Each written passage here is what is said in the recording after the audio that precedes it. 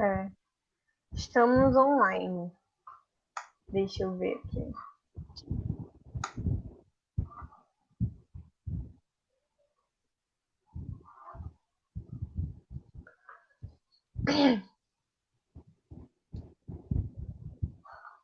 Ai, meu Deus.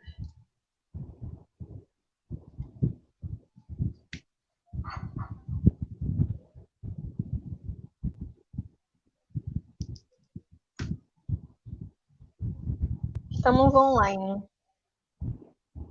Podemos começar. Ok. Ai, nervoso.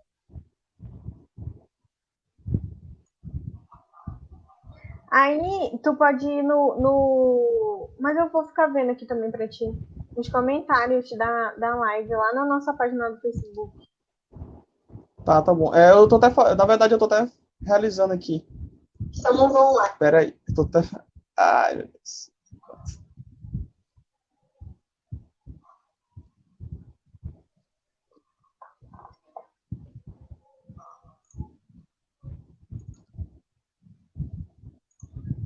Ok. Nervosa. Pronto.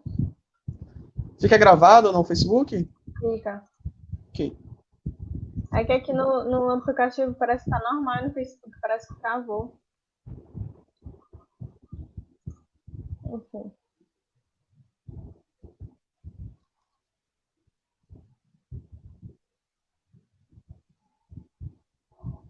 Tá bom. Eu tô até, na verdade, eu tô até...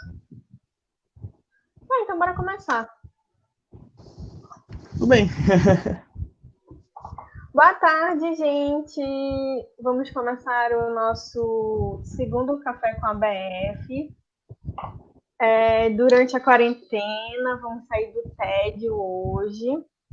Então, hoje a gente veio trazer mais um convidado nosso, que é o Denison Ferreira. Ele é de Fortaleza, do Greenpeace, faz parte do São Greenpeace. Luís. Ah, meu Deus, desculpa. Ele é lá Tudo de São bem. Luís, do Maranhão, belíssima cidade, inclusive. E ele vai trazer um pouco a discussão que está tendo agora, né, nessa semana e na semana passada, que o nosso querido presidente desengavetou uma medida provisória que vem desde 2009, que ela é conhecida como a MP da grilagem, a nossa medida provisória 910.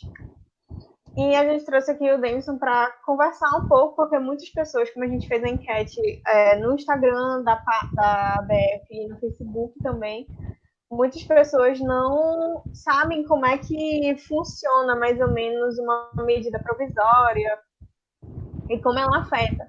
Então, nós, como estudantes de engenharia florestal, temos que estar por dentro, porque simplesmente é a nossa área, né? A gente não pode deixar que isso aconteça. Então, agora eu passo a palavra para o Denis, para ele começar a discussão. E quando ele acabar, vocês podem mandar as dúvidas de vocês. E no finalzinho, mais pro finalzinho, a gente vai respondendo todas as perguntas. Ok. Obrigado, Camila. Obrigado à instituição, né, por estar fazendo essa live. Acho que é muito importante, né, a questão dos engenheiros, né, ambientais estarem florestais, isso, engenheiros florestais estarem fazendo essa temática à tona, né. Então, essa questão é muito importante, ainda mais no momento de hoje. A ideia é colocar algumas coisas em questões em pauta e também tirar dúvidas, né. Acho que a ideia é conversar sobre isso.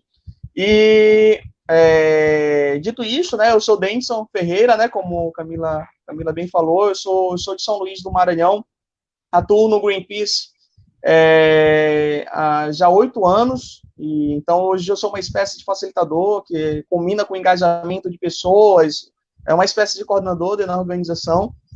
Atuo nessa questão, né, de temáticas ambientais também dentro da cidade de São Luís, sou professor, então atuo também como professor aqui na cidade, sou geógrafo, né, sou formado em pedagogia, em geografia, sou especialista em meio ambiente, então atuo na cidade relacionado a isso, à vista em que é muito necessário ter pessoas atuando, né, nessa questão, tanto aqui, né, como no mundo. Então, o Greenpeace, para quem não conhece, né, é uma ONG não governamental, né, que atua em mais de 40 países no mundo. Nós estamos, aí desde a década de 70, atuando em várias frentes, principalmente nas frentes que hoje, que fala sobre as questões de mudanças climáticas. E no Brasil, a gente está desde 1992, quando aconteceu a Eco 92, uma grande conferência aqui que pautava a relação do meio ambiente, e a partir daí nós começamos a traçar atividades dentro do país. E hoje nós atuamos em frentes específicas, né, em campanhas específicas, principalmente na campanha de florestas, que atuamos diretamente no bioma amazônico. E aí vale ressaltar que tanto a gente tende a defender, tende a apoiar as outras causas ambientais, bem como, por exemplo, os outros biomas, o Cerrado, a Mata Atlântica, enfim. Mas o nosso foco hoje, né, pela questão da problemática generalizada e pela exploração de forma intensa, hoje nós temos aí campanhas que cuidam da floresta amazônica, que traça várias outras pautas, né? Dentro dessas campanhas do Greenpeace, a gente traça, só compartilhando um pouco com vocês, antes de entrar na questão da MP, que traça algumas alternativas, algumas questões que fala sobre o agronegócio, né, a expansão do agronegócio, a questão do desmatamento legal, grilagem, mineração, ao uso do solo, aos povos, né, tradicionais, os quilombolas, né, os indígenas, enfim. Nós traçamos várias questões como essa enquanto organização. Então, para quem quer conhecer depois, pode entrar no nosso site, tem muita informação bem legal lá. Enfim, e aí, dito isto, né, a gente tem aí essa questão da MP, né, a MP 910, que traça aí, muito conhecida hoje para a gente, quanto a MP da grilagem, né, como bem Camila falou no início da nossa conversa. Mas antes da gente falar da MP, e aí eu acredito que é importante a gente restaurar ou relembrar as pessoas o que é uma MP, né, e também como que ela é gerada, né, e pegando um pouco, né, fazendo um pouco nossa brasileira.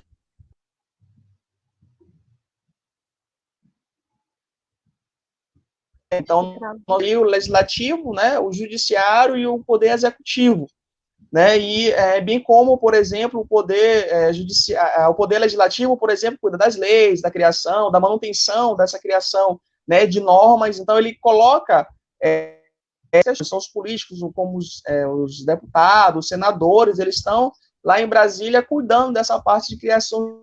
O judiciário, ele toma de conta ali para ver se essas leis elas vão ser bem aplicadas, né, e punir, né, ali julgar se isso está sendo feito ou não, dentro desse quesito judiciário brasileiro, é o que realmente se recomenda. E o Poder Executivo, ele vai executar essas demandas, né? Então, essas três esferas, elas pelo menos eram para funcionar de uma forma harmônica, né, umas com as outras.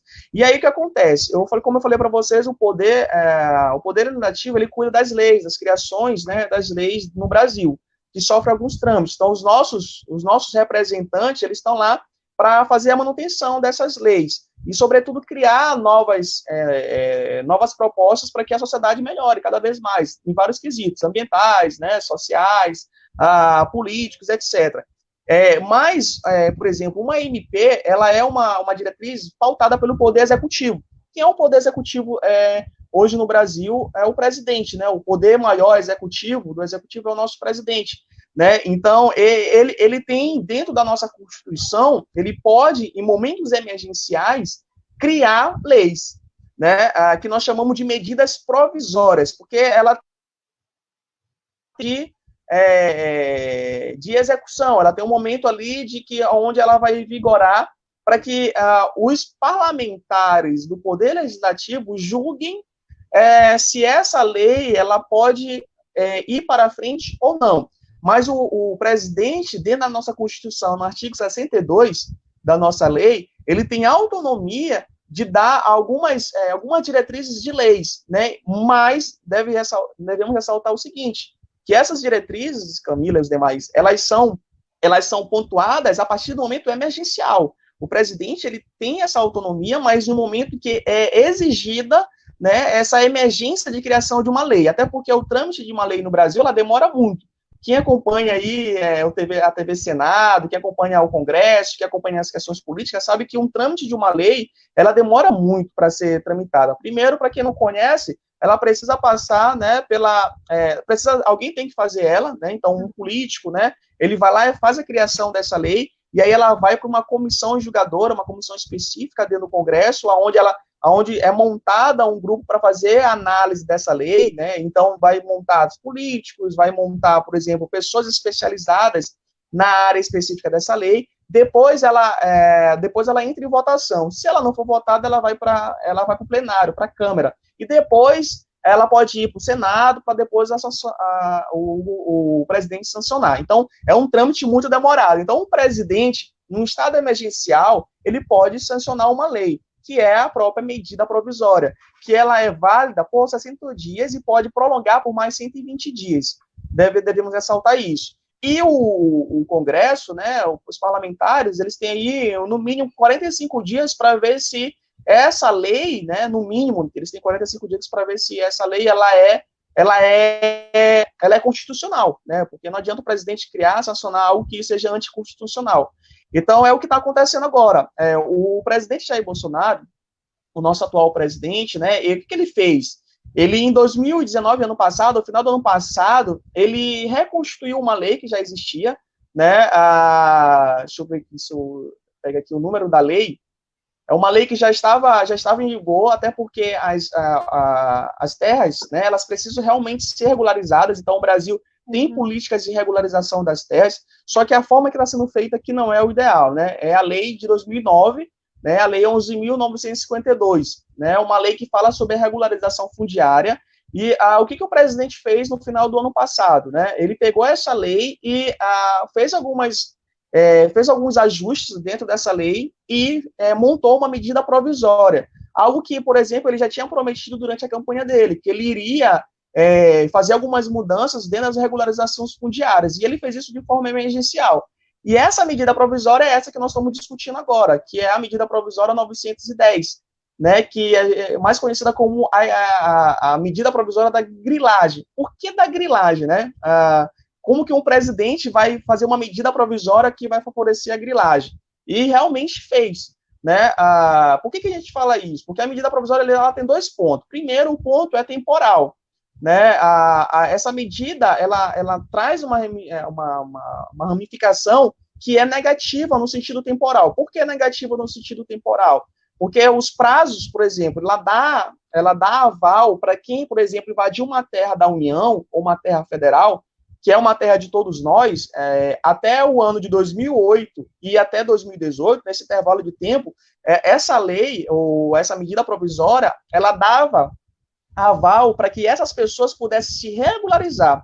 O que isso quer dizer? Que, por exemplo, alguém que invadiu uma terra em 2008 até 2018, de forma ilegal, ele estava tendo a oportunidade de regularizar essa terra ilegal, seja ela dentro de uma área de proteção ambiental, seja ela dentro de uma área de terra indígena, né? Então, essa medida provisória dava aval, ou estava dando aval, para que esses proprietários de terras de forma ilegal, muitas delas oriundas da grilagem, pudessem regulamentar as suas áreas. Então, esse é o primeiro ponto.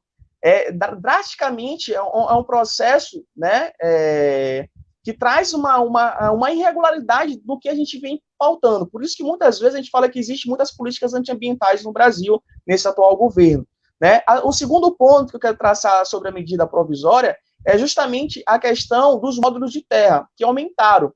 Na lei anterior, essa regulamentação era de apenas 4 a 5 módulos de terra. E aí, na medida provisória do presidente Jair Bolsonaro, essa regulamentação passa a ser de 15 módulos de terra. Nós estamos falando, pessoal, se a gente fosse colocar aí uma comparação, de mais de 1.000 campos de futebol. É muita coisa, né? Se a gente pegar aí, por exemplo, 6 módulos de terra, dá 450, mais ou menos, se a gente fosse comparar um campo do Maracanã de futebol, né? Se a gente fosse comparar 4, 5 módulos de terra, dá por volta de 450 campos de futebol. Se a gente meter 15 módulos, é muita coisa, né? E aí, o que o governo fez? Ele deixa isso aval para a regulamentação desses proprietários. E aí, claro, ligou o nosso sinal vermelho no início do ano. até porque nós estávamos saindo, né, de uma crise de queimadas. Acredito que todos devam lembrar dessa problemática que nós passamos no decorrer do processo. Então, nós saímos de uma crise de queimadas, numa crise onde, por exemplo, o mundo estava com o olhar voltado para o Brasil, porque a Amazônia estava queimando. Isso estava gerando uma série de prejuízos, não só ambientais, mas quanto sociais. E aí, no final do ano, o presidente vem e presenteia, a gente considera um presente para aqueles que desmatam de forma ilegal. Então, ele abre um leque para quem, por exemplo, desmata ilegalmente, né, tenha mais força, e aquelas pessoas, por exemplo, as empresas, né, os empresários, os fazendeiros, latifundiários, que seguem, por exemplo, a legislação, tenha ineficiência nesse processo. Ora, se eu sou um produtor que sigo todas as diretrizes, todas as leis, e aí o presidente da minha nação vem e fala assim, olha, o teu vizinho que fez tudo ilegal, agora ele vai se regulamentar, agora ele está tudo certinho. Eu que faço certo, por que eu devo fazer? Né? Esses questionamentos começam a surgir. Né? Então, por exemplo, você apoia, né, com decisões como essa, apoia-se ainda mais a questão do desmatamento legal na Amazônia. Então, a gente tem dois momentos dessa MP 910, né? São dois momentos ruins, por isso nós chamamos de MP da grilagem, porque ela dá benefício, ela gera benefício para quem desmata de forma ilegal no Brasil. Ou seja, nós estamos dando carta aberta para a bandidagem atuar dentro da Amazônia. Além disso, né, falando dessa MP, a gente está indo em contramão de várias coisas, Camila, e para quem está assistindo, nós temos uma instrução normativa da FUNAI, que é uma instituição que deve, por exemplo, proteger as comunidades indígenas, falando um pouco também sobre a questão das terras, a homologação de terras, que é a Instrução Normativa número 9, né, que ela cuida das questões dos povos indígenas e fala o seguinte, que quem está dentro de terras indígenas de não homologadas, ele pode regulamentar essa terra, né? E isso traz uma série de prejuízos, ou seja, nós temos aí uma MP 910, em dezembro, gerada pelo presidente do Brasil, e uma instrução normativa dentro da FUNAI, que também dá legalidade para quem está desmatando de forma ilegal e está dentro de terras que não era para estar, né? Então, nós temos aí vários desencontros vindo do governo contra os povos tradicionais e, sobretudo, apoiando quem deveria estar preso, né? Porque na concepção da gente, enquanto estudiosos, né, cientistas, pessoas que cuidam diretamente também dos povos tradicionais, que estão ali junto, em defesa, a gente vê que isso é uma criminalidade. Embora, por exemplo, não se tenha justiça relacionada a isso, a gente vê que acontece muitos casos de assassinato, é a coisa que eu ia deixar para o fim da conversa, na Amazônia, né, o conflito de terras é muito grande, então você dá um aval ainda mais para esse conflito de terra acontecer. Um exemplo claro disso, Camila, falando dessa questão, né, dessa medida provisória, é a terra, né, indígena Ituna e Tatá, né, no Pará, que, segundo dados, né, do INPE, foi uma das terras indígenas mais desmatadas nos últimos anos. Né? E aí um relatório traçado pelo Greenpeace, inclusive foi até denúncia passada no Fantástico, no domingo passado, traça a denúncia onde mais de 90% das terras estão cadastradas na mão de pessoas, na mão de donos, de latifundiários. Né? Então, nós temos um traçamento de terras que são cadastradas de forma regulamentar dentro do cadastro, né? O que é o Cadastro Ambiental Rural, que é o CAR, né? Qualquer pessoa pode chegar lá e cadastrar sua terra, então vários proprietários já foram lá e cadastraram. Mais de 90% dessa terra indígena estão cadastradas no CAR como sendo terra de propriedade privada, ou seja, existem vários latifundiários aí tomando posse de ter uma terra que é indígena, e aí o que acontece? Como ela não foi homologada, o governo federal deixa com que isso passe despercebido. Então, existem ações, né, de instituições oficiais prezando para a proteção dessas áreas, mas mesmo assim é uma luta, vamos dizer que é uma luta constante, porque uma medida provisória quando sai, ela dá um leque para que esses proprietários que cadastraram essas terras de forma ilegal, dentro de terra indígena, possam ter respaldo em cima da posse dessa terra. Então, a preocupação da gente hoje, e aí, claro, a MP 910, para quem acompanhou aí nos últimos dias, ela da votação, então, por exemplo, não existe a possibilidade de retomar essa ideia, mas hoje a nossa preocupação, Camila, é que essa proposta, essa medida provisória vire um projeto de lei, o que é mais preocupante ainda. A gente já tem indícios dentro do Congresso, dentro da Câmara de Deputados, que já tem políticos da bancada ruralistas se organizando para que essa medida provisória agora vire lei, uma proposta de lei. Então, isso nos preocupa ainda mais. Olha só, nós estamos passando por uma problemática sanitária, né, que é o Covid-19. E aí o Congresso, e foi muito vergonhoso o que aconteceu com a medida provisória 910, foi muito vergonhoso, vergonha, por exemplo, o Rodrigo Maia, como o presidente da Câmara, trazer uma proposta dessa, né, desumana, e indo de encontro com as questões ambientais, no momento que nós estamos passando por uma crise sanitária. O Congresso está funcionando, né, mas de forma remota, e o que foi dito no início dessa questão da pandemia era que ia ser votado, ia ser traçado projetos que promoviam questões sanitárias, cuidando das pessoas, cuidando da população brasileira, não trazendo propostas onde a população não possa falar, não possa reivindicar, né? Então, se a gente não tivesse monitorando isso, de repente, essa medida provisória teria passado, né, na surdina. Então, é uma preocupação muito grande. Nossos políticos, né, agindo de encontro com a sociedade. É até uma decisão antidemocrática trazer uma medida como essa à tona sem consultar a população, sem consultar as pessoas que estão envolvidas no processo. Então, por exemplo, semana passada, quando o Rodrigo Maia traz isso em pauta, foi muito vergonhoso para o cenário brasileiro, né? E não só para o Brasil, mas de uma forma internacional, né? A gente está passando por um problema sanitário onde nós devíamos estar direcionando nossas forças para isso, e nós estamos indo de encontro com questões, por exemplo, na Amazônia, com questões da floresta, inclusive. Então, por exemplo, para a gente é muito decepcionante isso vindo de políticos, né? Por isso, o nosso alerta, e precisamos estar atento a isso. Vale ressaltar, para quem está assistindo, e aí falando de pandemia, que o Congresso faz isso, mas, por exemplo, a pandemia ela não está parando os grileiros, ela não está parando as pessoas que desmatam, ela não tá parando quem faz maldade na floresta também, né? E aí nós estamos monitorando isso, né? O desmatamento, só para vocês terem uma ideia, cresceu muito nos últimos meses, mesmo com toda essa questão de pandemia. Nós temos aí, só para vocês terem uma noção sobre isso, fiz anotação de alguns dados aqui para trazer para vocês, em relação ao desmatamento na Amazônia nos últimos meses, no mesmo período do ano, né, claro, a gente teve aí mais de 64% de terra desmatada e de propriedade indígena comparada ao ano passado. Isso equivale, mais ou menos, a 1.865 campos de futebol, que é uma área de 1.360 hectares, né, de floresta. Então, a gente está,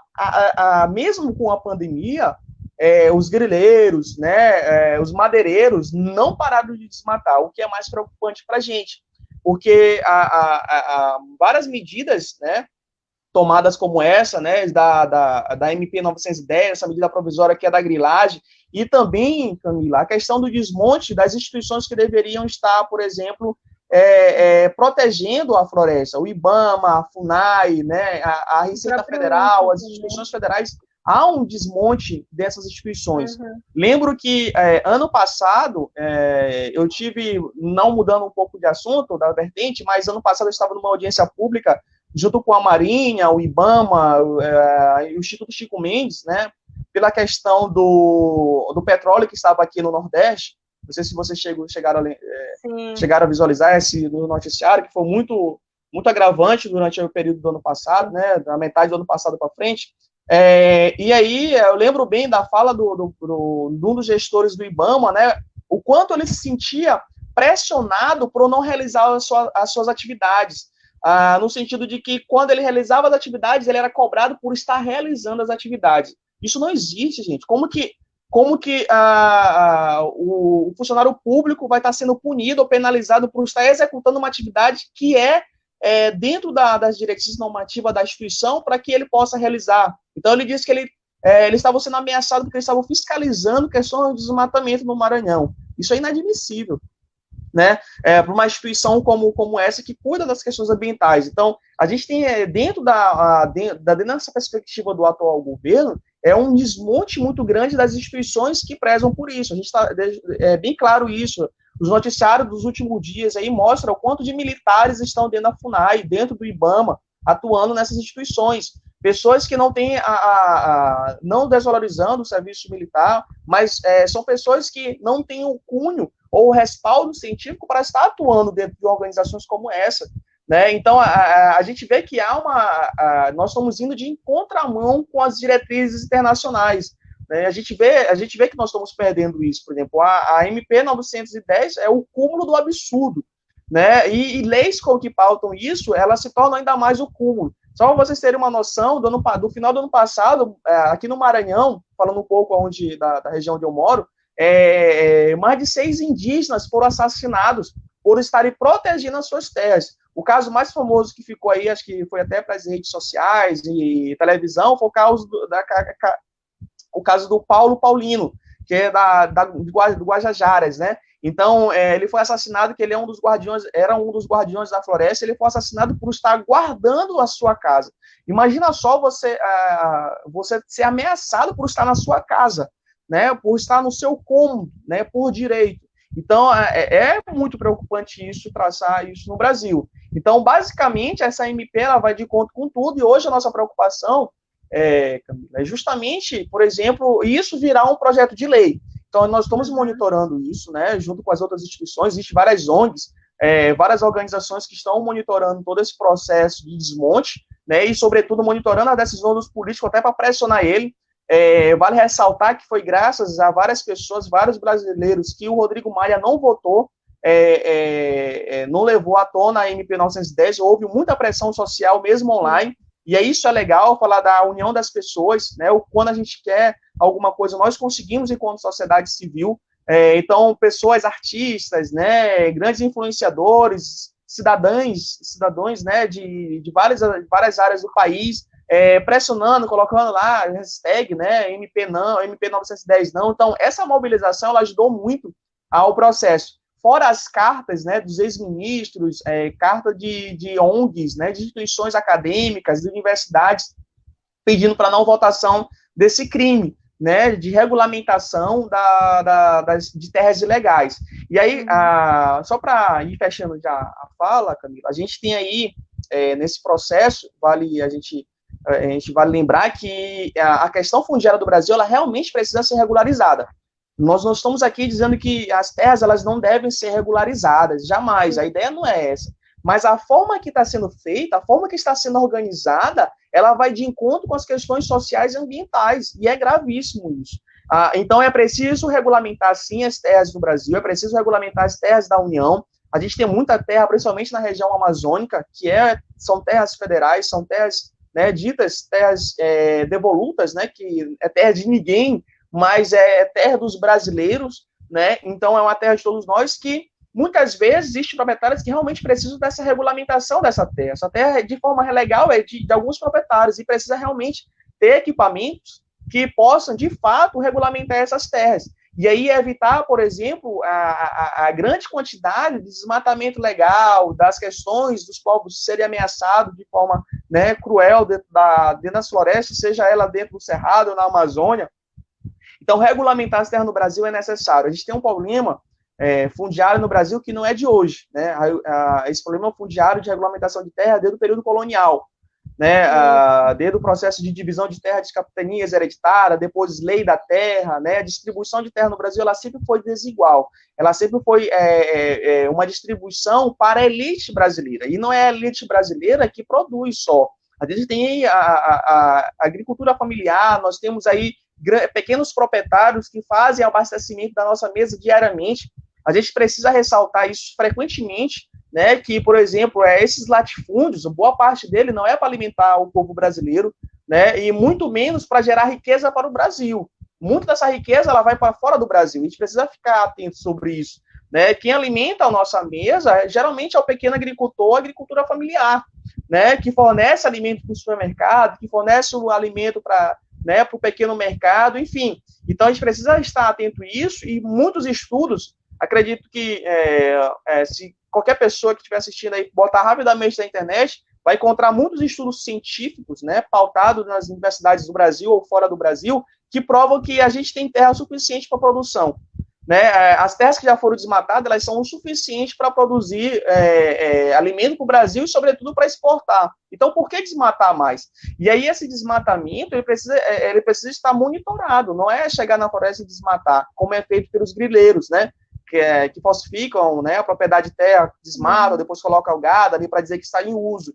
A ideia aí é monitorar isso. E o que eu sinto falta, Camila, é de fiscalização. Eu acho que acredito muito que a questão da fiscalização no Brasil, não só no governo atual, vale ressaltar isso, nos governos anteriores, a fiscalização ela sempre foi muito falha.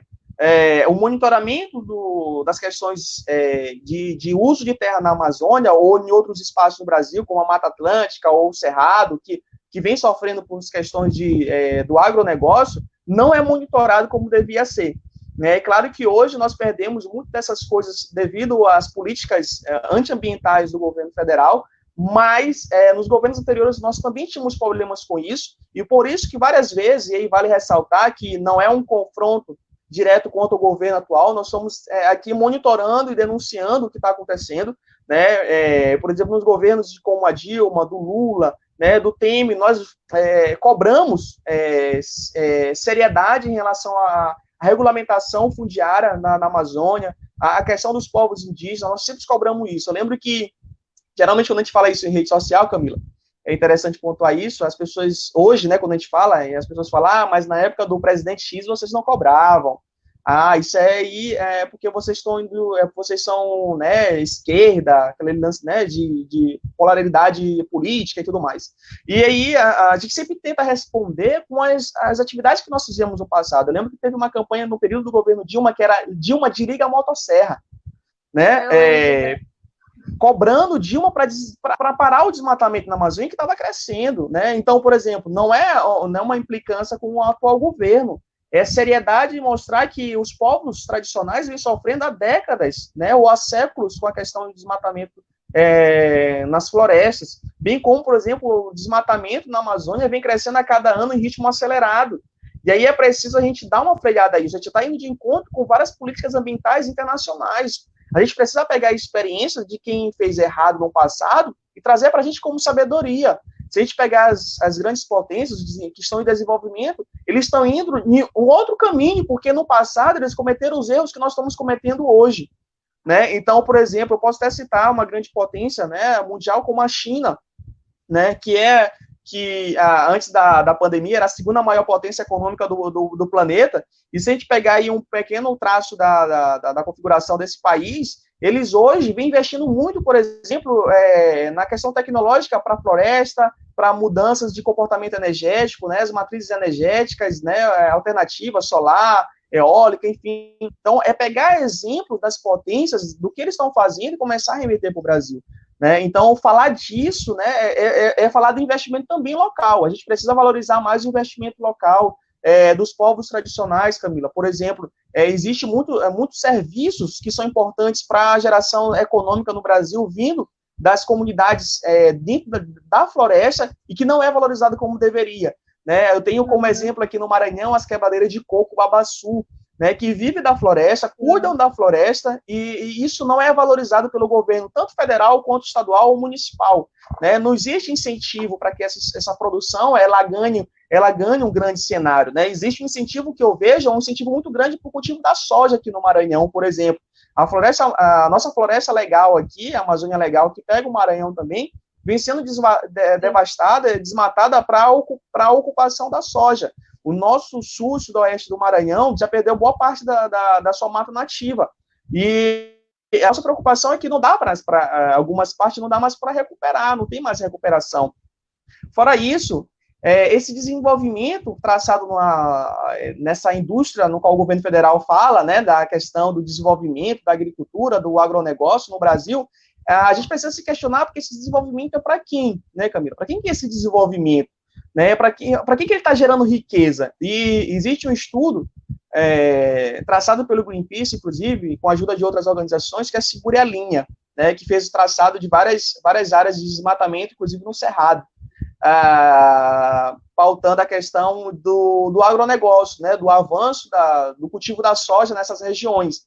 E aí a gente identificou que a boa parte da concentração da riqueza fica na mão de poucas pessoas, enquanto mais de, se salvo engano, mais de 70% da população que vive em torno das áreas de cultivo, elas são fragilizadas diretamente, elas são expulsas, e elas não recebem, por exemplo, essa economia que é gerada por essas grandes empresas agrícolas. Então, a gente tem perdido muito em relação, por exemplo, à mão de obra, à geração de emprego, e, sobretudo, à valorização dessas pessoas que já estão há centenas, há décadas ou até centenas de anos naquelas terras. Né? Então, a gente vem fragilizando frequentemente essa questão no Brasil, e, sobretudo, voltando à questão da medida provisória, a gente vem fragilizando cada vez mais. E fechando agora, de fato, minha fala, né? O Greenpeace vem ajudando diretamente os povos tradicionais nesse momento de pandemia, e aí vale ressaltar que a gente tem suspeitas, né, que muito do alastramento da pandemia dentro de aldeias indígenas, ela se dá por pessoas não indígenas, né, os não índios, que são pessoas que estão lá perambulando na floresta, né, desmatando, os grileiros, né, os garimpeiros. Então, são pessoas que estão levando a pandemia para dentro da floresta, é o que nos preocupa muito, essa relação, né, dessa comunidade não indígena entrando na floresta de forma ilegal e levando a pandemia para dentro de comunidades isoladas. A gente está muito preocupado com isso nos últimos dias, porque está crescendo cada vez mais o número de óbitos, né, dos povos indígenas e, sobretudo, de casos da pandemia. Né, a gente tem aí, pelo menos, o relato das instituições oficiais indígenas, né, mais 170 indígenas já estão contaminados dentro dessas comunidades, bem como já tem confirmado 38 mortes, né, isso aí segundo a articulação da ABIP, né, que é a Articulação dos Povos Indígenas do Brasil, traçado aí por eles. Então, a gente tem aí, por exemplo, uma questão preocupante, porque o desmatamento, essas questões irregulares, elas não geram só problemas ambientais, isso é importante a gente enfatizar isso, elas geram também problemas sociais e, sobretudo, problemas econômicos, porque aquilo que é ilegal, ele não retorna para ninguém, ele não retorna para o governo, e muito menos ele retorna para a população, ele fica na mão daquelas pessoas que estão cometendo o crime. Então, a gente perde em vários aspectos, é preciso pontuar isso, tá bom? Obrigada. É importante tu falar desse contexto também histórico que a gente vive, que assim, as regiões norte e nordeste... Camila, eu não tô te ouvindo. Não tá escutando? E agora? Vê se eu não tô mutada. Peraí. Tu consegue me ouvir? Consigo. Mas eu não tô conseguindo te ouvir.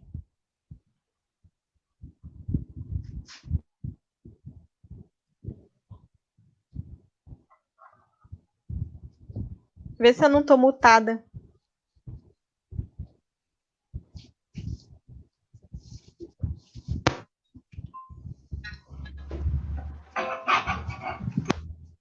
Tá escutando?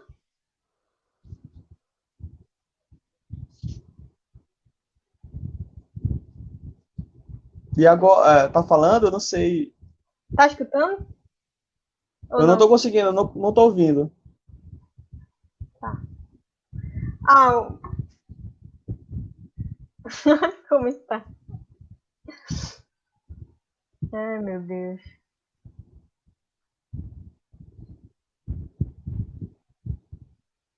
As pessoas estão te ouvindo aí, pelo que eu tô vendo, né? Mas eu não tô te ouvindo. Olha aqui.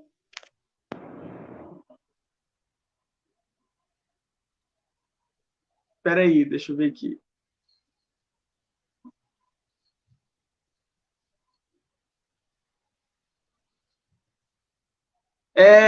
Peraí, eu vou procurar aqui. Quem tá em casa tá me ouvindo, será? Quem tá assistindo? Deve estar, né? Uhum. Enfim, eu só notei. Enfim, vamos lá. Deixa eu ver aqui quais são as perguntas, né?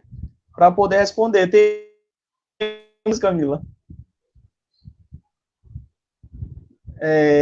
Tá, vamos lá. Vamos por partes aqui, né?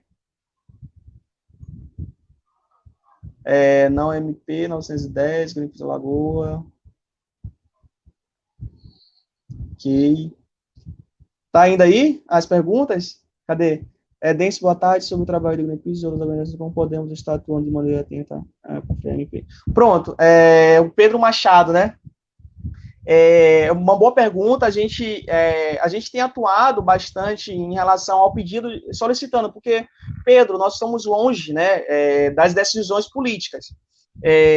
Bem como remoto, não dava, os políticos não estão se reunindo, eles estão se reunindo das suas respectivas residências também, né? Tá sendo tudo bem remoto. O que a gente pode fazer é pressionar os nossos representantes, as pessoas que a gente votou, que escolheu para estar lá representando, para que eles não votem a favor ou não elaborem leis pautadas nisso. Né? Por exemplo, essa MP, a gente conseguia, foi uma vitória, né, parcial, né, por ela não ter ido para votação, mas ocorre o risco agora, Pedro, dela ir, por exemplo, para virar uma proposta de lei, que é diferente de uma medida provisória. A medida provisória, como eu disse no início da conversa, ela é configurada pelo presidente.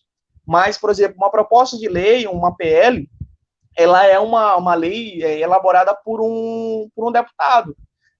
E aí, claro, por exemplo, elaborando isso, ela vai para um trâmite legal de lei, e aí ela pode fixar para sempre como lei, se ela for para frente. Então, eu acho que a minha alternativa para a gente que está longe é ficar monitorando o que está acontecendo. Seguir as redes sociais, por exemplo, da Associação Brasileira de Estudantes de Engenharia Florestal, seguir a rede social do Greenpeace, da WWF, do SOS Mata Atlântica, enfim, de instituições que cuidam das questões ambientais no Brasil, e começar a monitorar isso junto com essas instituições, porque geralmente eles estão publicando coisas relacionadas a isso, e a gente começar a apoiar. Né? Eu devo ressaltar que, por exemplo, a hashtag que foi levantada da MP 910, ela foi muito válida, a gente fez um tuitaço, né, cobrando o Rodrigo Maia, marcando ele, e ela foi muito válida nesse momento, porque fez com que ele não votasse ou não levasse em pauta essa questão. Então, a gente, enquanto cidadão, que estamos aí em isolamento social, a gente pode cobrar via as redes sociais. Eu acho que esse novo mundo que nós estamos vivendo agora de rede social, acho que está ajudando muito também remotamente a gente atuar como ativista. A gente chama isso de cyberativistas, né? Então, a gente pode atuar de casa, a gente pode mandar mensagem. A gente colocou, tem uma página do Greenpeace, nós colocamos o link de todos os políticos que estão responsáveis por essa questão. Depois eu posso até mandar para a Camila, para eles publicarem na página da BF, né, isso, para que possa colocar na página, e aí para vocês pressionarem os políticos que estão responsáveis por essas demandas, né, que é a comissão responsável por votar essas questões. Então, a gente fez aí um linkzinho lá no nosso site para que as pessoas pudessem ir na rede social desses políticos e cobrar. Colocar, olha, não é bem por aí, não a MP 910, a gente não quer grilagem na Amazônia, essas terras são nossas.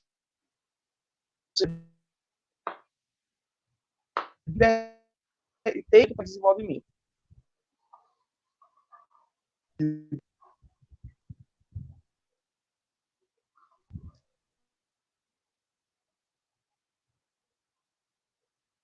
Tinha chance de ser barrada. É uma pergunta muito boa. A gente tem dentro do Congresso um grupo muito forte político, que a gente chama de bancada ruralista, né? E esses políticos, eles favorecem, né, os grandes proprietários de terra, eles favorecem aqueles que usam da terra para uso privado.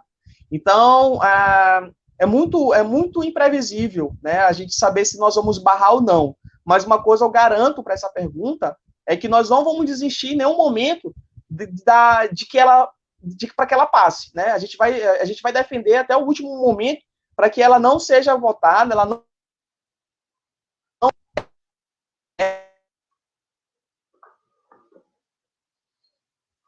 a questão da medida 910, né? Informos e não é uma característica.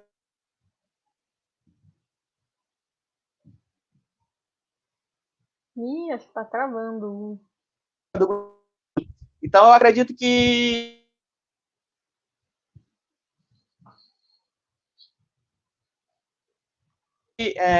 apostar a possibilidade dessa medida, ou essa medida virar lei, e ir, né,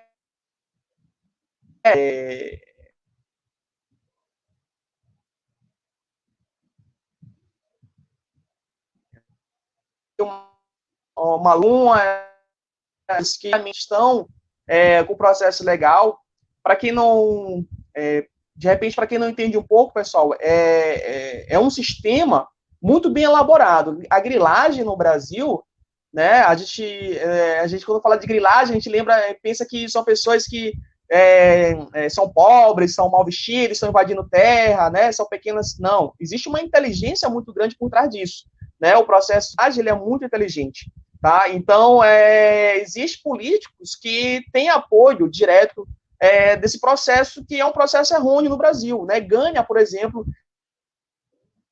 claro, não dá para falar dessa forma, mas com certeza tem políticos que recebem ações, né? Recebem por grandes corporações para beneficiar essas corporações, então a gente também não pode fazer vista grossa para isso. O que eu peço para vocês, e aí nós estamos nos aproximando das campanhas eleitorais municipais, é que vocês, quando forem escolher políticos, né, é que vocês escolham políticos que tenham pautas ambientais, né, que falem, por exemplo, de questões de cunho ambiental, que tenham na sua cartilha, né, por exemplo, preocupação com as questões ambientais, porque depois que nós escolhemos e vota e esse indivíduo chega lá, a gente tem a certeza que ele vai pontuar coisas legalizadas, ele ganhou porque ele realmente segue as normas legais do Brasil. Então, acho que é esse cuidado que nós temos que tomar. Mas, sem sombra de dúvida, para essa pergunta, eu acho muito alto a possibilidade dessa lei ela ir para frente. Agora, cabe a gente estar monitorando e, sobretudo, né, fazer manifestações para que ela seja barrada. Afinal, segundo a nossa Constituição, a nossa voz ela vale muito. Tá me ouvindo agora?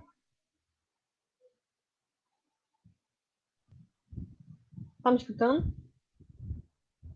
Ok. Tá me escutando? Não. É a mesma pergunta? Cadê?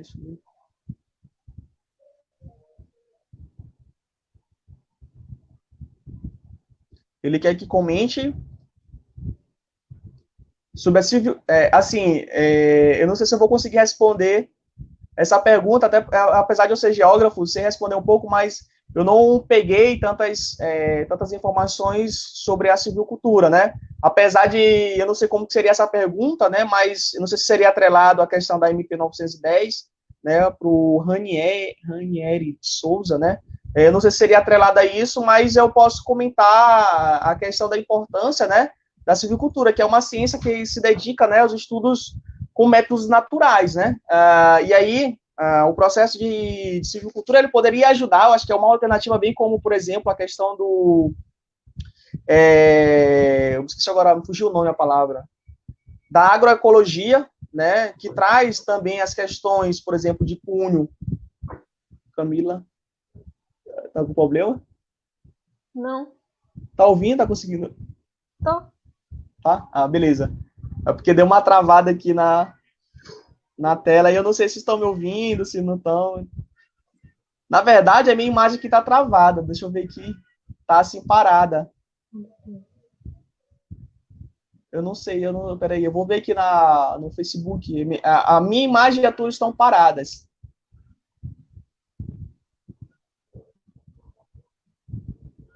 Será que aconteceu aqui? Camila? Peraí, deixa eu ver aqui.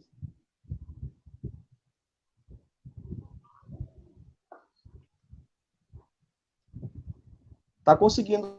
me manda uma mensagem pelo WhatsApp, ver se tá conseguindo... É porque travou aqui a tela, eu não sei se tá...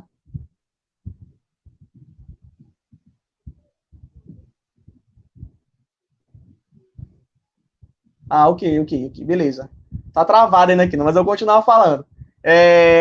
Então, é uma técnica, né, que é utilizada para fazer a regeneração da terra de forma artificial. Eu acho que eu sempre vejo, por exemplo, as questões das técnicas alternativas, eu sempre vejo como uma melhoria o processo de produção, sem sombra de dúvidas. Né? Bem como, por exemplo, as outras técnicas de rodízio, né, de cultura, a questão da agroecologia, enfim, eu acho que essas alternativas, essas técnicas, elas são importantes para que a gente possa avançar em relacionado ao uso do solo, Ranieri, né, o Ranieri que fez a pergunta. Então, todas essas técnicas, elas são pautadas, eu acho que é uma alternativa para que a gente melhore, por exemplo, o uso da terra. Embora, por exemplo, não tenha investimento, quando, por exemplo, fala da silvicultura, né, a gente tem aí, fala de técnicas artificiais, e aí se a gente for ver o Brasil, a gente não tem tantos investimentos, né, relacionados às novas tecnologias, né, que a gente chama de pesquisa e desenvolvimento dentro dos países desenvolvidos, que é o P e o D, né, que é um traçado de pesquisa e desenvolvimento voltado para a questão da produção. Então, a gente perde muito relacionado isso ao Brasil. Vale ressaltar que nos últimos meses, a gente perdeu muito com a ciência no Brasil.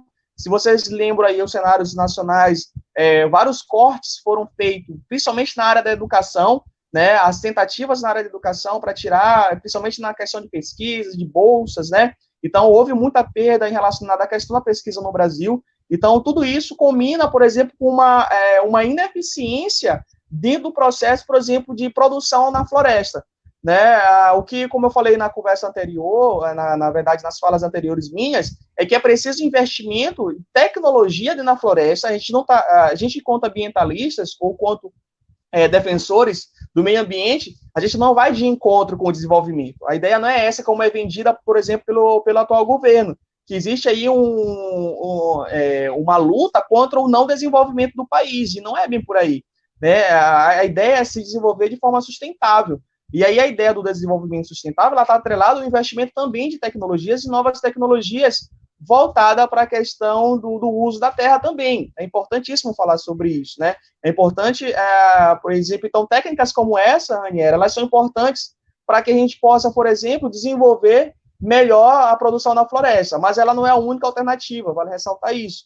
Contudo, o déficit grande é porque não há, na minha concepção, nesses anos dentro da organização de monitoramento das florestas, é que não há investimento significativo para os povos menores, né, para as pequenas propriedades. Existe um déficit muito grande, né? Então, quem é beneficiado muitas vezes são as grandes propriedades. Eu lembro bem que aqui, falando um pouco da realidade que eu estudo mais, que é o Maranhão, a região Nordeste, pegando um pouco da região norte, né, do país, grandes estradas, grandes pavimentações, elas são edificadas aqui não para atender o pequeno produtor, mas para atender as grandes produções do agronegócio. Então, por exemplo, o pequeno produtor ele sempre fica jogado de lado. Por exemplo, técnicas como essa, de repente, outras que fossem investidas para que a geração de uso adequado da terra fosse viável, seria de forma interessante acontecer.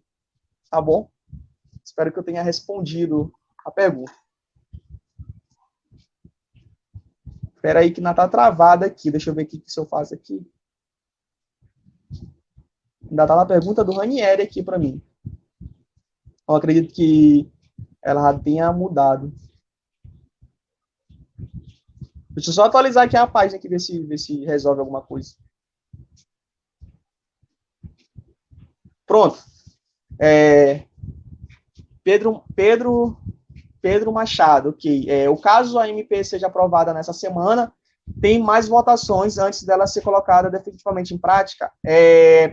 Na verdade, o que acontece, e aí os juristas que estão acompanhando aí podem me corrigir nos comentários, né? As pessoas de direito aí que entendem mais da questão legislativa. Mas pelo pouco que eu entendo e pouco que eu acompanho, Pedro, essa medida, depois que ela tem que ser pautada ainda nesse período. Se ela passou e ela foi adiada, ela não pode mais voltar para a Câmara do Congresso para ser discutida. Por isso que eu disse no início da conversa, era que, como essa medida 910, ela não foi para frente, né, a gente conseguiu essa vitória parcial, ela foi adiada, a possibilidade dela voltar é mínima, porque, segundo a nossa legislação, ela não pode retornar para a conversa, ela não pode ser discutida novamente, pelo menos não nesse período de ano, mas, porque uma medida provisória, ela tem um tempo hábil para ser discutida. Se ela não for discutida agora, a gente vencemos, tá? Mas o que acontece? Essa medida ela pode ser transformada em um projeto de lei, como eu falei anteriormente, e é isso que nos preocupa, porque isso já foi mencionado por políticos, né, dentro da bancada ruralista, para transformar essa medida provisória feita pelo presidente em um projeto de lei para ela tramitar de forma regular dentro do Congresso de forma de lei. Aí sim, o que nos preocupa. E aí volta a pergunta lá, a primeira pergunta, no sentido de que o que a gente pode fazer? Pressionar para que isso não vire um projeto de lei. Ela não vai virar lei ainda, mas ela vai virar um projeto e ela vai tramitar de forma regulada no Congresso, passando pelas comissões julgadoras. Se não for votada, vai para a Câmara dos Deputados, depois ela pode ir para o Senado e depois ser sancionada. O que a gente não quer que isso aconteça, esse trâmite legal. Então, por exemplo, a MP 910, ela praticamente ela não existe mais, né? Mas, contudo, ela pode virar, assim, uma PL, que é um projeto de lei, para que ela possa seguir de forma regular, não mais agora pelo presidente, mas agora sim pelo legislador, que é a pessoa oficial da casa para promover leis, né? Então, propor leis. Então, essa medida provisória, ela pode se transformar em um projeto de lei. É o que nós estamos monitorando, e aí não dá para te dar certeza do que vai acontecer, né? Mas a gente está monitorando para que isso não aconteça. O que a gente vê é que, com essas políticas antiambientais no Brasil, a possibilidade disso ir para frente é muito grande, né? Dos apoiadores, né? Do presidente dentro da Câmara, né? Do governo, colocar isso em andamento para que isso possa ir para frente, né? Essas são estratégias políticas também voltadas para essa questão.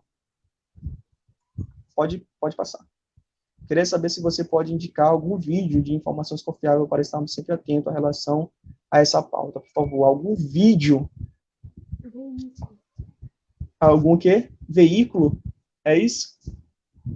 Peraí, queria saber se existe, indicar algum veículo, tá? Algum veículo de informação confiável. Como eu falei antes, né? Eu acredito que todas as informações elas precisam ser. Eu acho que no mundo que nós vivemos hoje, a gente precisa pontuar muito o que a gente assiste, o que a gente lê e tudo mais. Mas acredito que vocês podem, inclusive, buscar no site do Senado, né? Se vocês um órgão oficial que ele traz o que vai acontecer, né, de forma oficial no Congresso, então a gente monitora por lá também, então a gente vai ver o que vai ser votado, a gente acompanha o que vai ser transmitido, né, no site da Câmara dos Deputados, então tudo isso a gente acompanha por lá. E também, por exemplo, às vezes, a gente, quanto sociedade, tem muitas coisas que a gente não entende, né, por exemplo, tem dados, tem falas que são falas jurídicas, que às vezes a gente não entende. O que acontece? A gente busca outros canais, e eu indico para ti sempre estar acompanhando. Eu li algumas coisas, por exemplo, até mesmo da página, né, da Associação Brasileira dos Estudantes, né, de Engenharia Florestal, eles publicam muitas coisas legais relacionadas a essas informações, então eu aconselho buscar, dê uma lida na página, então não tem fake news. Eu achei legal porque se preocupa com né, se verificam das informações. Tem a página do próprio Greenpeace Brasil, que a gente também se preocupa muito não proliferar mentiras. Então, a gente sempre, antes de publicar qualquer coisa, a gente busca com especialistas, a gente busca pessoas que estão entendendo, que estão acompanhando, né, fazendo esse acompanhamento em loco lá do cenário político. Tem a WWF, que também é uma instituição muito boa para acompanhar essas demandas. Eu gosto muito de ler sobre isso. Tem, por exemplo, alguns sites, por exemplo, Terra Indígena, que é um site Terra Indígena, TI, que fala também, traz muita questão sobre essa demanda, então acho que é legal ir buscando. Se vocês forem buscando nesses canais, uma dica, né, vocês estão encontrando outras páginas, geralmente as fontes estão em outras páginas, né. E aí, claro, sempre que for buscar, eu sempre vejo muito, sempre que for buscar em algum site de notícias, né, buscar nos outros, né, por exemplo, porque geralmente os sites de notícias eles são muito tendenciosos, dependendo do que eles querem mostrar, né, por exemplo, eu vou no G1, eu vou no R7, eu vou sei lá, nos sites aí que geralmente propagam informação no Estado, né, Estadão, enfim. Então, eu acho que é importante ir em todos os sites e monitorar, ver se realmente está com as notícias parecidas, porque geralmente eles são bem tendenciosos. Então, eu aconselho mesmo buscar as informações nesses sites que trabalham com questões ambientais no Brasil. Geralmente, a gente se preocupa muito em mostrar a verdade, né? Acho que dificilmente você vai ver algum site aí fazendo algum deslize, comentando alguma mentira ou divulgando algum tipo de fake news com as instituições de grande renome, né? A gente se preocupa muito, principalmente o Greenpeace se preocupa muito.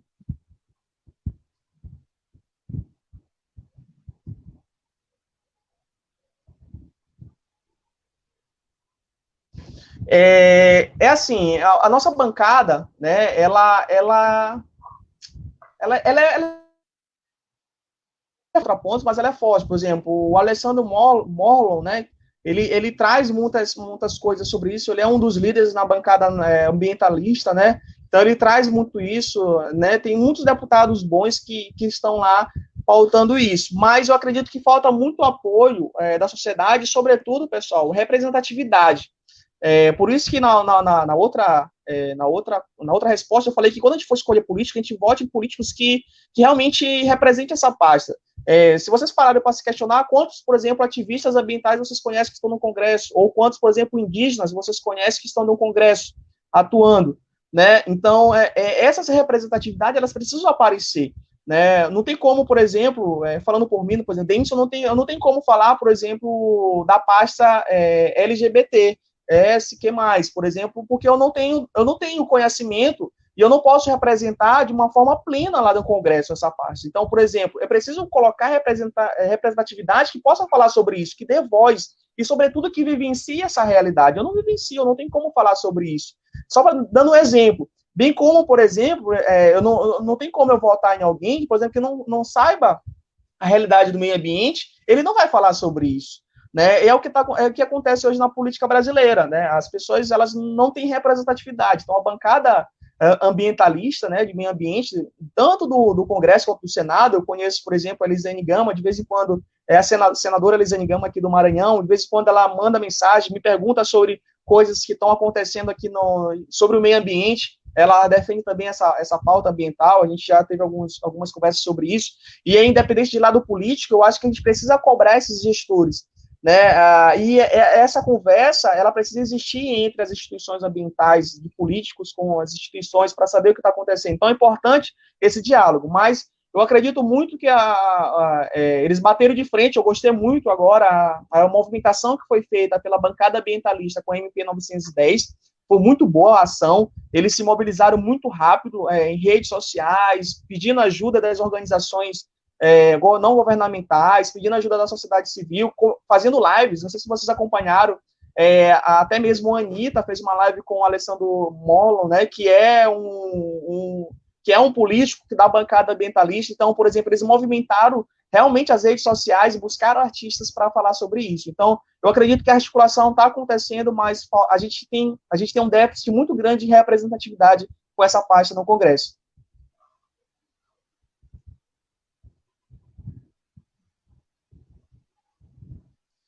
A MP, ela afeta, essa pergunta é boa, Luísa, porque como que ela afeta os pequenos agricultores e os ativistas? Porque ela dá ênfase à questão do desmatamento legal, né?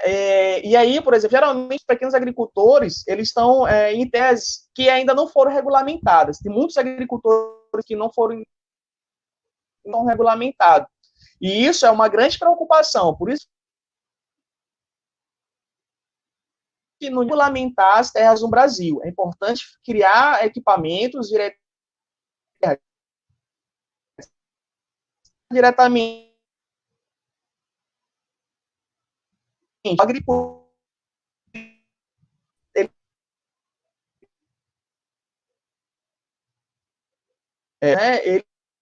ele traz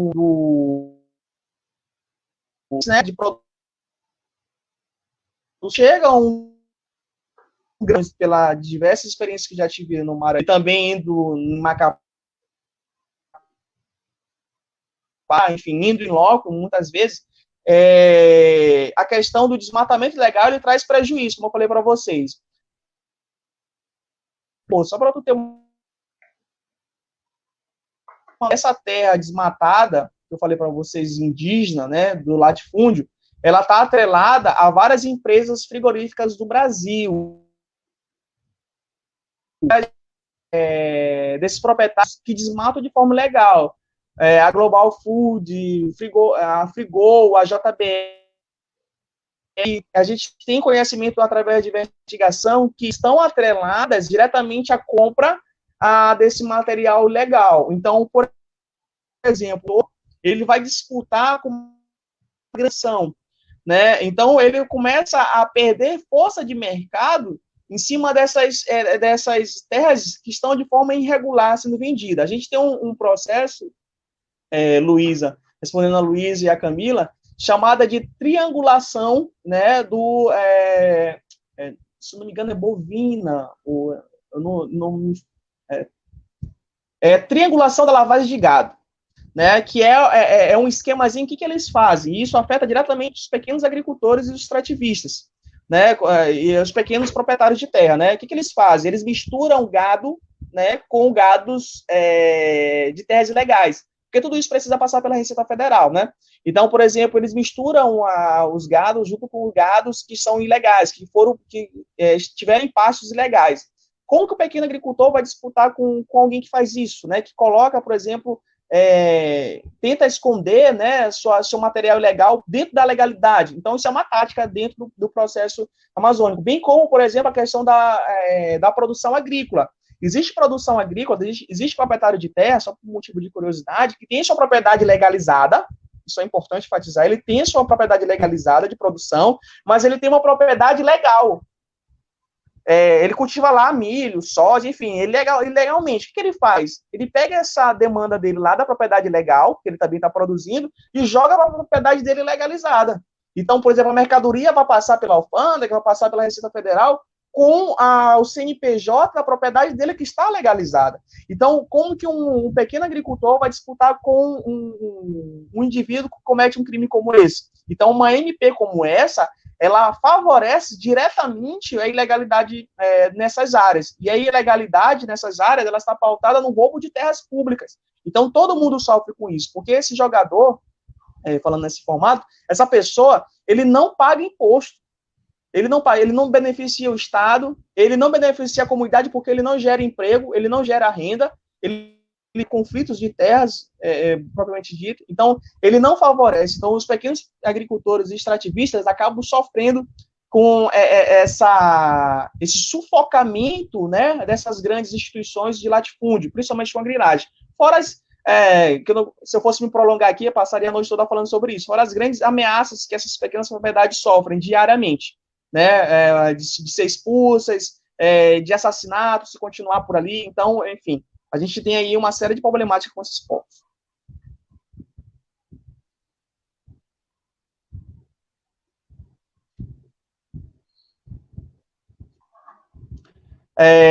Samira, Denso, queria agradecer por estar aqui passando tanto conhecimento sobre leis, políticas, etc., de maneira tão simples para nós. Obrigado, gente. Eu que agradeço, assim bem como os estudantes aí, né, os professores da Associação Brasileira, né, dos Engenheiros Florestais. Eu me debruço muito para estudar. Eu acho que empoderamento e conhecimento, ele está muito importante hoje na vida da gente. Não ir atrás da ciência, né? Existe hoje um processo de negacionismo muito grande dentro.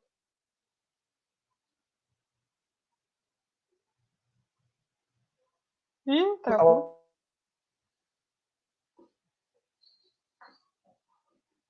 Relacionar essas coisas, para que a gente esteja atento às questões, atualizados. Eu dou aula também em algumas instituições, então vestibulares, né, essas coisas, para estarem buscando ferramentas que empoderem de conhecimento. Ela nunca vai estar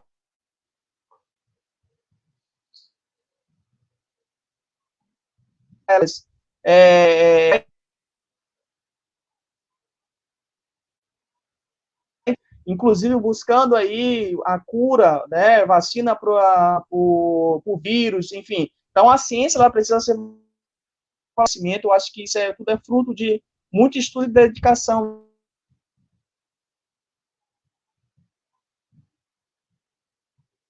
Por exemplo, a postura como essa dos estudantes, né, da engenharia florestal é excelente.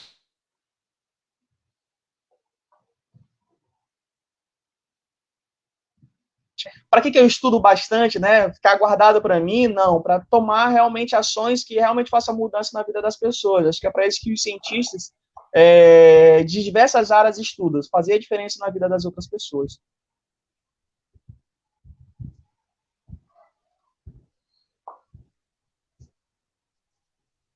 Encerrou? Ah, que pena. Gente, o Denison, ele não tá me escutando, mas eu queria muito ouvir a Camila. Poxa!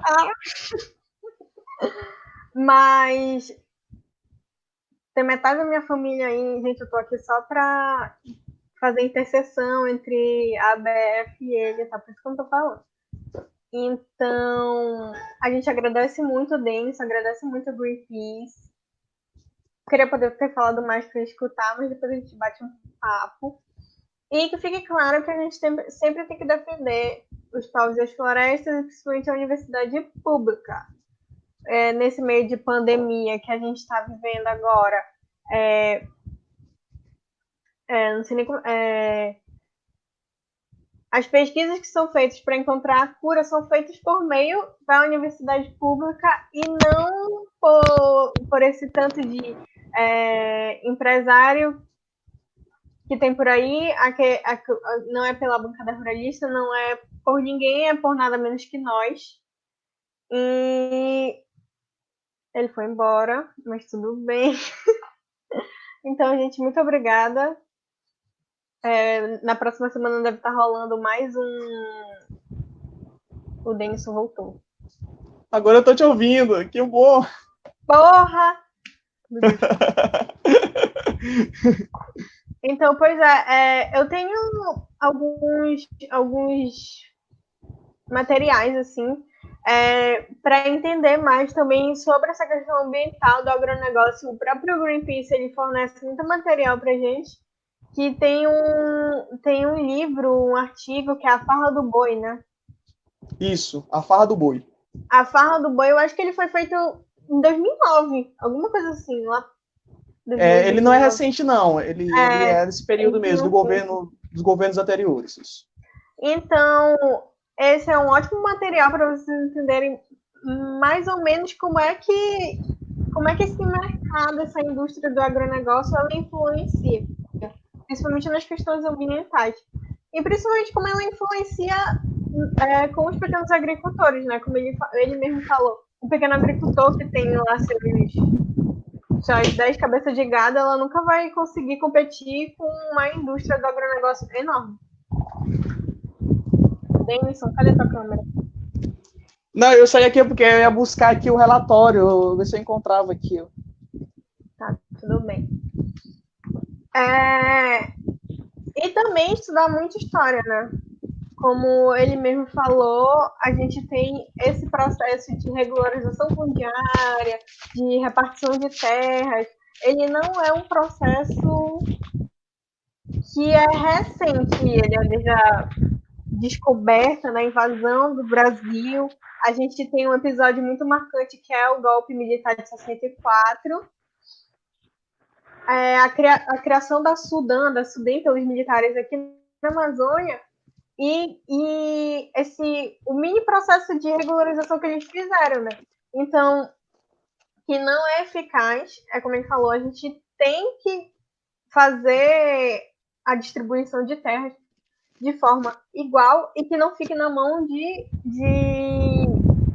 grandes empresários, de grandes latifundiários. Tem alguns sites também. Eu encontrei aqui, Camila, esse relatório aqui é legal, tá no site do Green também, ó. Eu sei qual é. Pronto, Chega de Madeira Ilegal. Ele traz muita coisa legal também sobre a questão, né? Ensina muita coisa, ele é bem simples e didático, ele ensina muita coisa sobre como é o processo de desmatamento na Amazônia e o que a gente pode fazer para também barrar ele, tá bom? E o que eu queria dizer no final é que a gente tem que mudar a nossa estratégia também, né? A gente só não tem que ganhar nas eleições. E então, em qualquer governo, a gente tem que fazer essa cobrança. A gente tem que eleger um político que nos represente, a gente tem que cobrar dele também, independente de governo. Então, era mais ou menos isso que eu queria falar. A BF também ela disponibiliza de algumas cartilhas. Podem ir no nosso Instagram também, a BFBR. A gente está sempre disposto a conversar, a debater e a fazer mais mobilizações possíveis. Tenho certeza que se não houvesse a Covid-19, a gente estaria pela rua por aí pressionando esses parlamentares. E que isso fique para a nossa vida também, porque não é porque a gente elege e o cara vai ficar lá fazendo o que ele quiser, não, a gente tem que pressionar mesmo, a gente tem que cobrar dele. Então era isso que eu queria falar. Pô, legal. Só para Camila, deixar aqui para quem quiser também, por exemplo, ajudar o Greenpeace mais de perto, quer ser voluntário, a gente tem uma plataforma chamada Conexão Verde. É só colocar o site, né, digitar no Google que aparece www.conexãoverde.greenpeace.org.br, e aí ela é uma plataforma para voluntários, né? Quero ajudar mais, quero saber como que eu posso atuar na minha cidade, como que eu posso executar mais ações, como que eu posso receber até mesmo ajuda do Greenpeace para realizar uma atividade por aqui onde eu estou morando, que está acontecendo isso ou aquilo. Então, a gente dá todo o suporte por lá para que as pessoas possam se mobilizar, né, e também possam ajudar a gente mais de perto, sendo voluntário. Então é isso, gente. Obrigada. Teve várias visualizações, inclusive de milhares de pessoas da minha família, mas tudo bem. Legal. Eu acredito que os voluntários gente. também do Greenpeace de São Luís que acompanharam, agradeço a presença de todos os voluntários da organização de São Luís que acompanharam a conversa, amigos que eu compartilhei, enfim, legal ter todo mundo. Eu acho que quanto mais conhecimento, a gente está mais empoderado, né, Camila? Sim. Nosso papel de organização política é justamente esse, ser um educador político e passar isso para frente, né? Então é isso, gente. Obrigada. Tchau. Camila, a galera que quiser me seguir, bota aí meu nome mesmo, né? Eu posto muita coisa legal no Instagram diariamente, né? Faço muitas lives por lá também, explicando muitas coisas com galera que também tem conhecimento da área. Então eu convido geralmente pessoas que são especializadas, que têm experiências, né, na área ambiental. Então quem quiser me seguir, é só colocar Denison Ferreira no Instagram, eu tô por lá, tá bom? É isso. Tá Obrigado. Bom. Tchau, gente. Obrigada. Até mais.